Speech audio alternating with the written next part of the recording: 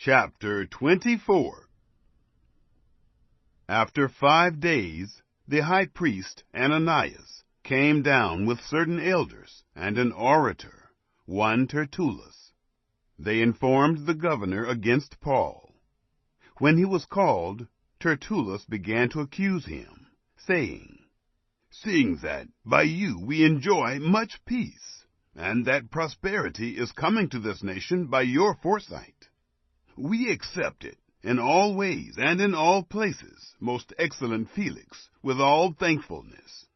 But that I don't delay you, I entreat you to bear with us and hear a few words, for we have found this man to be a plague, an instigator of insurrections among all the Jews throughout the world, and a ringleader of the sect of the Nazarenes. He even tried to profane the temple, and we arrested him. By examining him yourself, you may ascertain all these things of which we accuse him." The Jews also joined in the attack, affirming that these things were so. When the governor had beckoned him to speak, Paul answered, "Because I know that you have been a judge of this nation for many years, I cheerfully make my defense, seeing that you can verify that it is not more than 12 days since I went up to worship at Jerusalem. In the temple they didn't find me disputing with anyone, or stirring up a crowd, either in the synagogues or in the city. Nor can they prove to you the things of which they now accuse me. But this I confess to you, that after the way which they call a sect, so I serve the God of our fathers, believing all things which are according to the law, and which are written in the prophets, having hope toward God, which these also themselves look for, that there will be a resurrection of the dead, both of the just and unjust. In this I also practice, always having a conscience void of offense toward God and men. Now, after some years, I came to bring gifts for the needy to my nation, and offerings, amid which certain Jews from Asia found me purified in the temple, not with a mob, nor with turmoil. They ought to have been here before you, and to make accusation, if they had anything against me.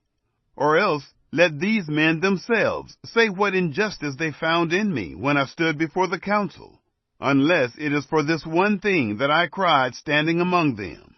Concerning the resurrection of the dead, I am being judged before you today." But Felix, having more exact knowledge concerning the way, deferred them, saying, "When Lysias, the commanding officer, comes down, I will decide your case." He ordered the centurion that Paul should be kept in custody, and should have some privileges, and not to forbid any of his friends to serve him or to visit him.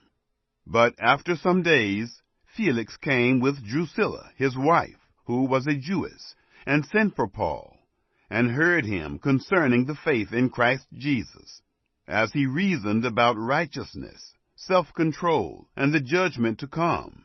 Felix was terrified, and answered, "Go your way for this time, and when it is convenient for me, I will summon you."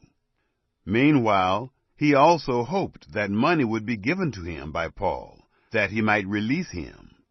Therefore also he sent for him more often, and talked with him. But when 2 years were fulfilled, Felix was succeeded by Porcius Festus, and, desiring to gain favor with the Jews, Felix left Paul in bonds.